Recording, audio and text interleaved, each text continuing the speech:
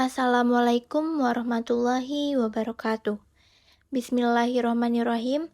Perkenalkan, nama saya Najwa Utami. Saya dari kelas reguler 4C, Fakultas Ilmu Kesehatan Universitas Ibnu Khaldun Bogor.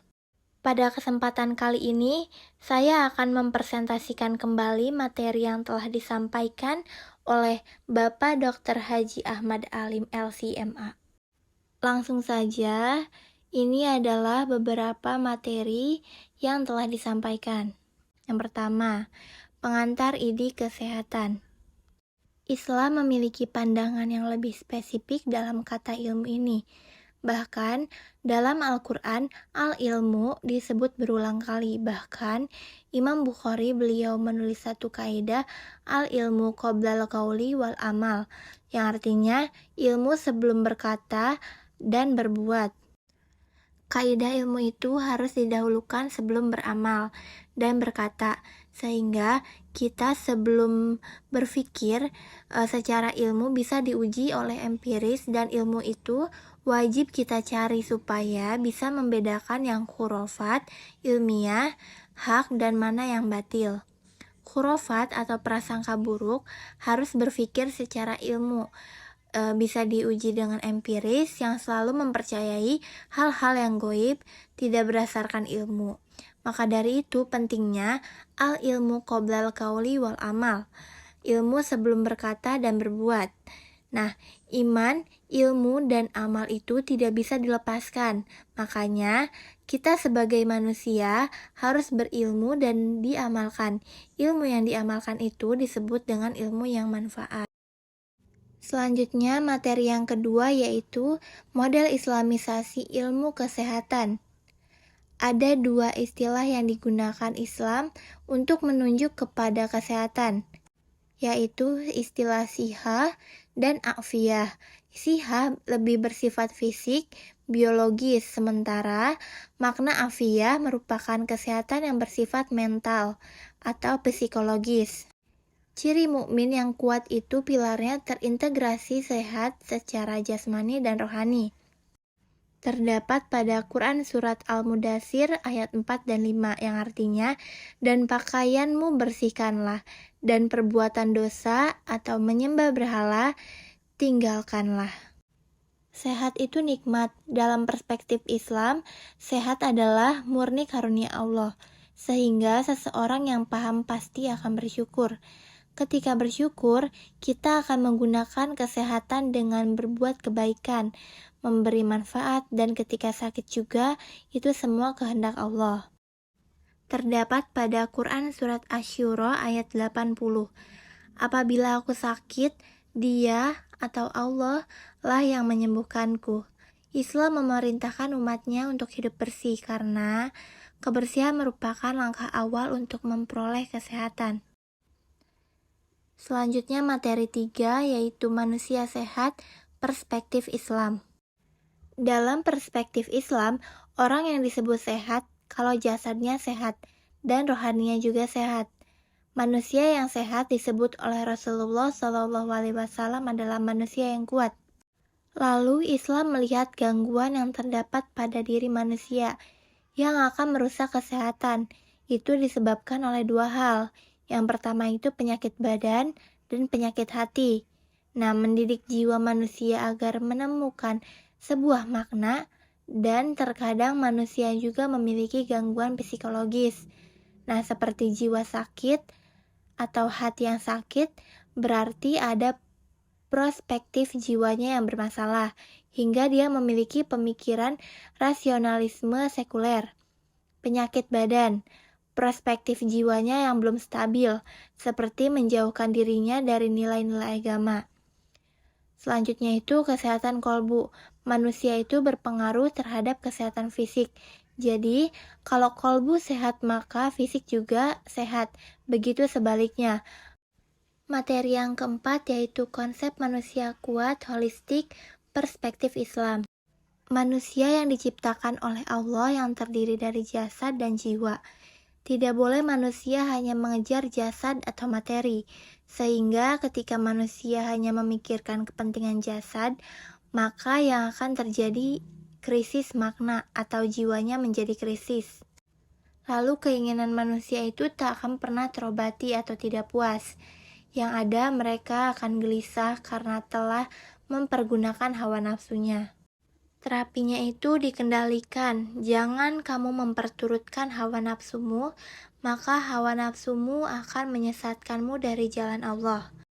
Selanjutnya itu yang merusak jiwa manusia yang mempertuhankan benda atau materi. Pola hidup manusia itu dipengaruhi oleh budaya-budaya yang muncul, seperti mengikuti para YouTuber. Kalau misalkan YouTuber yang syar'i tidak apa-apa, tetapi karena manusia mempunyai kecondongan untuk meniru-niru karena itu bahaya, akan merusak jiwanya sehingga keluarlah fitnah-fitnah. Selanjutnya, materi 5 itu K3 perspektif Islam. Konsep tujuan syariah mencangkup 5 hal yang menjadi kepentingan utama bagi keselamatan dan kesejahteraan manusia. Yang pertama itu menjaga agamanya. Dalam kesehatan, keselamatan kerja tidak hanya dilihat dari berbahaya atau tidaknya di lingkungan kerja, tapi juga dilihat dari agamanya. Pada lingkungan kerja tersebut bisa sholat atau tidak. Selanjutnya yang kedua, menjaga jiwa atau nyawa.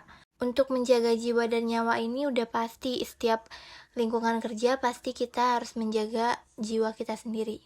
Selanjutnya yang ketiga itu menjaga akal. Nah, selama bekerja dia tidak stres, yang dia lakukan itu selama pekerjaan dia bahagia.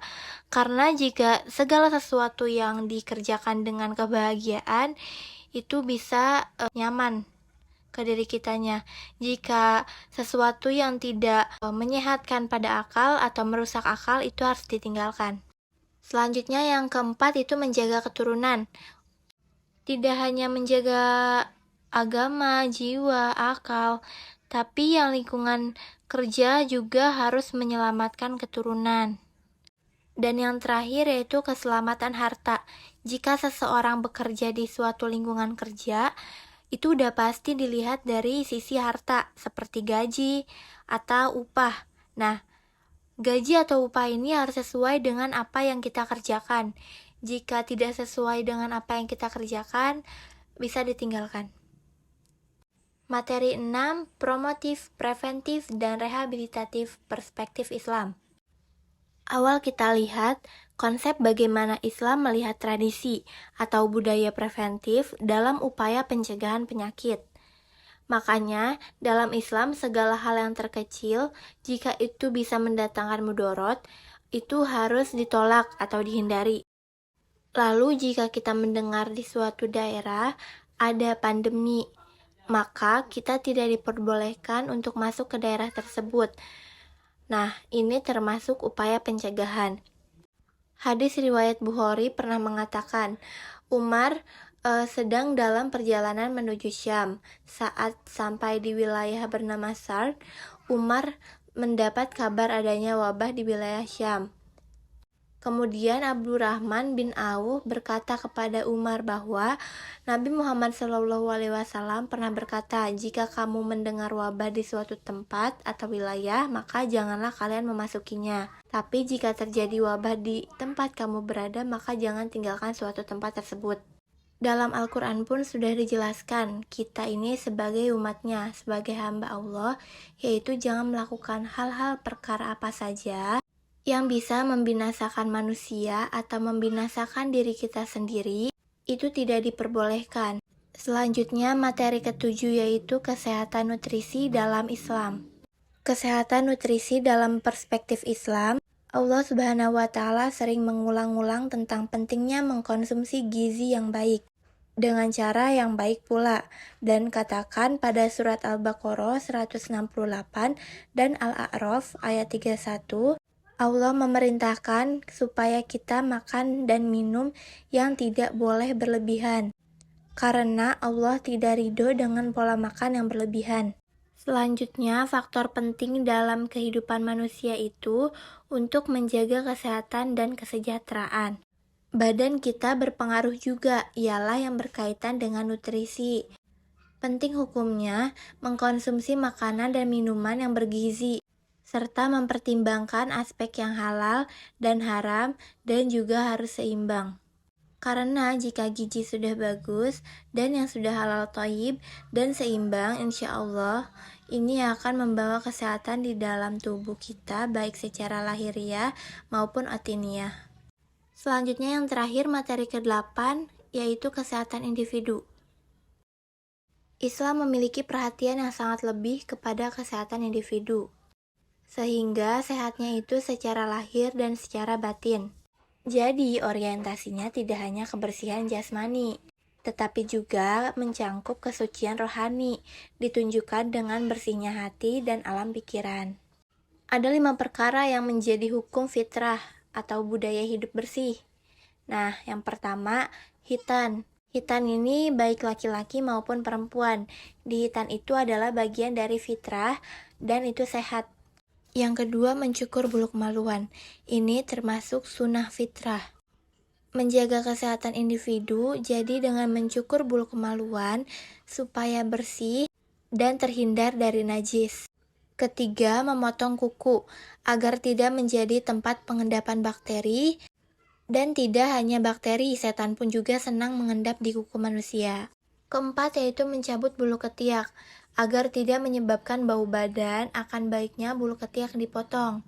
Yang kelima yaitu mencukur kumis. Nah, cukur kumis atau tipiskanlah kumis agar tidak menjadi sarang penyakit. Oke, baik, cukup sekian dari saya, kurang lebihnya mohon maaf. Terima kasih. Wassalamualaikum warahmatullahi wabarakatuh.